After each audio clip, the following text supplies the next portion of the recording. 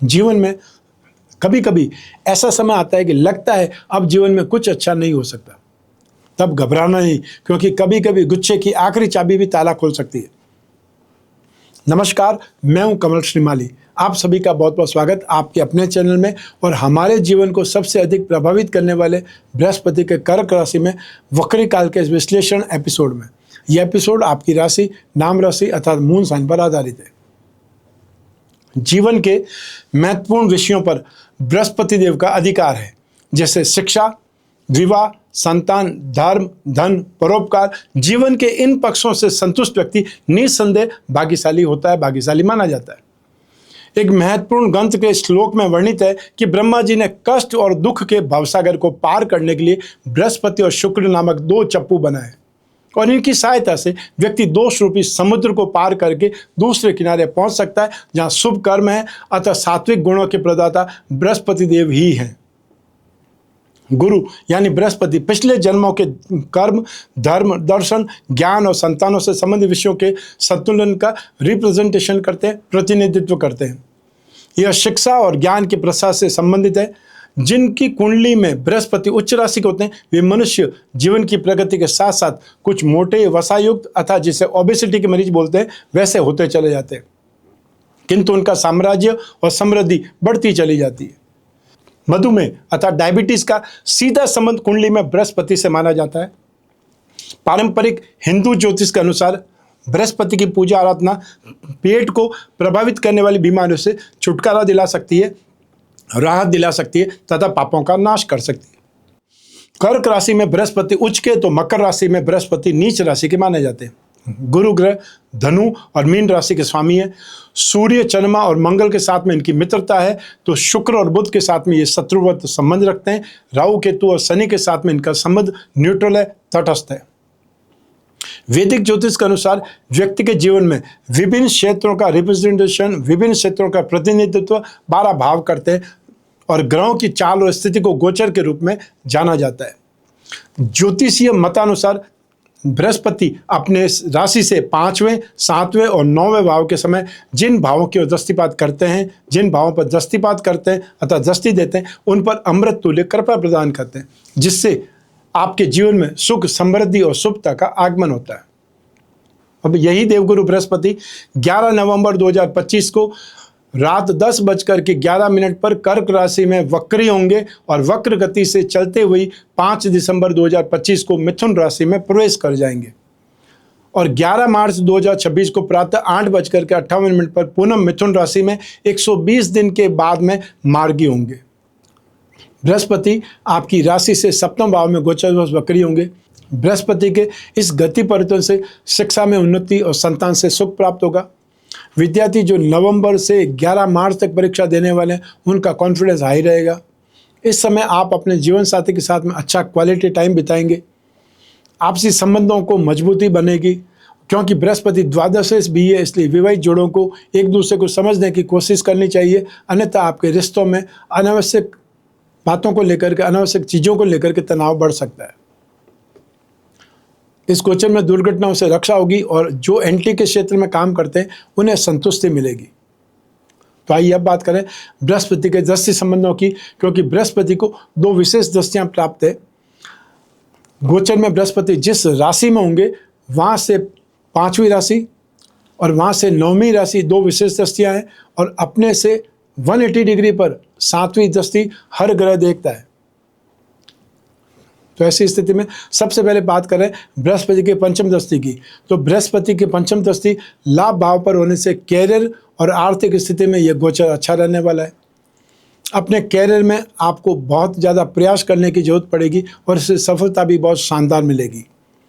यह उन लोगों के लिए एक अच्छा मौका होगा जो अपनी नौकरी बदलना चाहते हैं या कुछ नया करना चाहते हैं।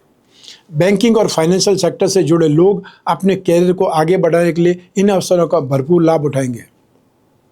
अपने बुद्धि बल से ज़्यादा आमदनी प्राप्त कर सकते हैं। सभी रिसोर्सेज से फाइनेंशियल गेन या अपने उच्च अधिकारियों से, राजनीतिज्ञों से संगति करने से बौद्धिक स्तर में वृद्धि हो सकती है। अब बात करते हैं बृहस्पति की सप्तम दृष्टि जो कि आपकी राशि पर है। तो बृहस्पति की 7वीं दृष्टि से बुद्धि बल, मान सम्मान बढ़ेगा। प्रभावशाली व्यक्तित्व प्राप्त होगा और व्यक्तिगत विकास होने से आपका कॉन्फिडेंस बढ़ जाएगा। मेहनत में सफलता आपको मिलेगी। यह उन जोड़ों के लिए बहुत अच्छा समय रहेगा जो शादी करना चाहते हैं, क्योंकि मार्च तक शादी के योग बन जाएंगे। तो आइए अब बात करें बृहस्पति की नवम दृष्टि की, जो कि पराक्रम भाव पर है। जो लोग शेयर बाजार से जुड़े उन्हें कोई न कोई बड़ा फैसला लेने से पहले 2 बार सोचना पड़ेगा। और जो लोग गर्भाधान की तैयारी कर रहे हैं, संतान की चाहत है, उन जोड़ों को अच्छे परिणाम मिलने की संभावना है और आपको इसलिए डॉक्टर से परामर्श करना बेहतर है। मनोकामना पूर्ति का समय है। उत्तम और कुशल कार्यों के लिए आपकी प्रशंसा होगी। हाउसवाइफ के लिए अर्थात गृहिणियों के लिए गोचर छोटी छोटी कठिनाइयों को लाएगा। वे अपने परिवार के सदस्यों के साथ बहस में उलझ सकती है, जिनसे मानसिक तनाव का सामना करना पड़ सकता है। आइए अब बात करें बृहस्पति ग्रह की शांति के उपाय के बारे में। डायबिटीज अर्थात मधुमेह का सीधा संबंध कुंडली में बृहस्पति से माना जाता है। बृहस्पति की पूजा आराधना आपके पेट को प्रभावित करने वाली बीमारियों से राहत दिलवा सकती है और अगर आप गुरु के दुष्प्रभाव से पीड़ित हैं तो इन उपायों को अपनाना चाहिए। सबसे पहले 10 अवतार विष्णु कवच धारण करें और जो सामर्थ्यवान है इसके साथ में ही लक्ष्मी नारायण कवच भी धारण कर सकते हैं, तो इसका इम्पैक्ट बहुत शानदार हो जाएगा। बृहस्पति ग्रह का पिरामिड या फिर नवग्रह दोष निवारक पिरामिड अपने बेडरूम में रखना चाहिए जहां आप सोते हैं, क्योंकि ये एक प्रकार से आपको थेरेपी देने का काम करेगा और आपकी माइंड बॉडी सोल को ट्यून अप करेगा। अर्थात आप अपने जीवन में सफलता के लिए जो संतुष्टि चाहते हैं अपने घर में, वो आपको मिलेगी।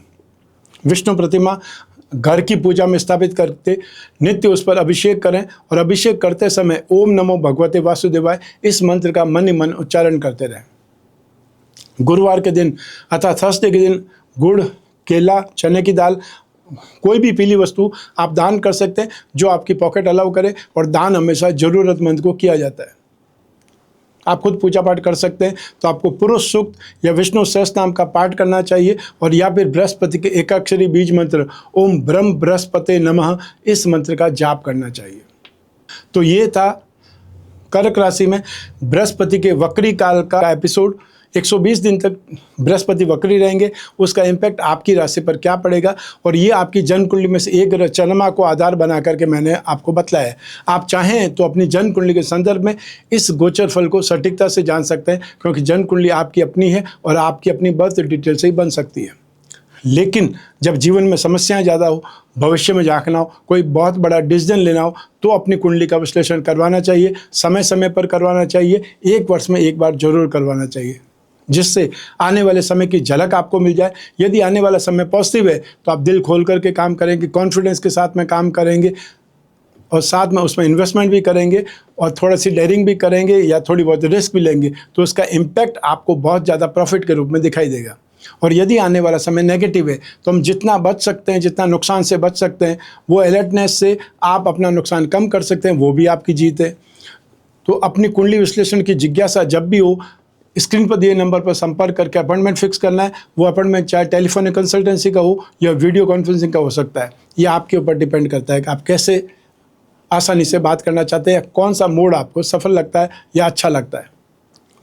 आप में से वे लोग जो विदेश में रहते हैं या आप कोई भी शहर, कोई भी देश में रहते हो, अपने कन्वीनियंट टाइम पर आप कुंडली विश्लेषण करा सकते हैं। सिर्फ उसके लिए अपॉइंटमेंट फिक्स करना है या व्हाट्सएप नंबर पर मैसेज डालना है। हमारे टीम मेंबर आपसे संपर्क करेंगे, आपको अपॉइंटमेंट फिक्स करने से लगा करके बात कराने तक जिम्मेदार बने रहेंगे।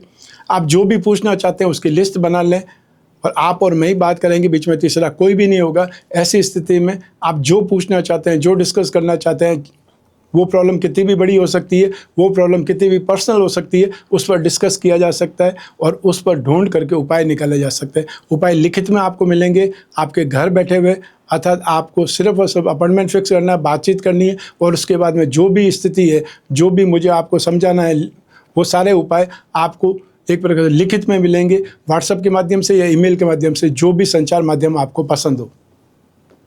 मैं हमेशा कामना करता हूँ कि आप स्वस्थ रहें, प्रसन्न रहें, सुरक्षित रहें, अपना और अपने परिवार का बहुत बहुत ख्याल रखें। आप सभी को मेरा नमस्कार, बहुत बहुत शुभकामनाएं। ईश्वर आपकी रक्षा करे। धन्यवाद।